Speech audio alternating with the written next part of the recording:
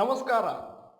1 minute stock market class episode number 47ಗೆ ಸ್ವಾಗತ.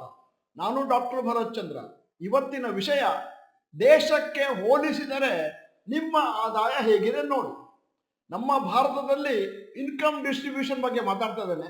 ನಿಮಗೆ ಸಂಬಳ ಅಥವಾ ಆದಾಯ ತಿಂಗಳಿಗೆ 3,70,000 ಮೇಲಿದ್ರೆ ನೀವು ಟಾಪ್ 1% ಆಫ್ ದ ಕಂಟ್ರಿ. ನಿಮಗೆ 1,00,000ದಿಂದ 3,70,000ವರೆಗೆ ಪ್ರತಿ ತಿಂಗಳು ಆದಾಯ ಇದ್ರೆ ನೀವು ದೇಶದ ಟಾಪ್ 3% ಅಲ್ಲಿ ಬರ್ತೀರಿ. 64,380ರಿಂದ 1,00,000ವರೆಗೂ ಸಂಬಳ ಬರುತ್ತೆ ಅಂತಂದ್ರೆ ನೀವು ಟಾಪ್ 5% ಇದ್ರಿ ನಮ್ಮ ದೇಶದಲ್ಲಿ.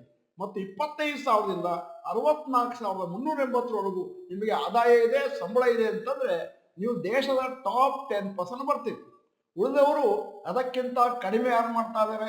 ಸೋಮಾರಿಗಳು ಅಥವಾ ಅವರು ಅರ್ನ್ ಮಾಡಬಾರ್ದು ಅಂತಿದ್ದಾರೋ ಅಥವಾ ಮನೆಯಲ್ಲಿ ಫ್ರೀ ಅಕ್ಕಿ ತಿಂದ್ಕೊಂಡು ಆರಾಮಾಗಿದ್ದಾರೋ ಅದನ್ನ ನಾವು ಯೋಚನೆ ಮಾಡಬೇಕಾಗಿದೆ. ನಮಸ್ಕಾರ.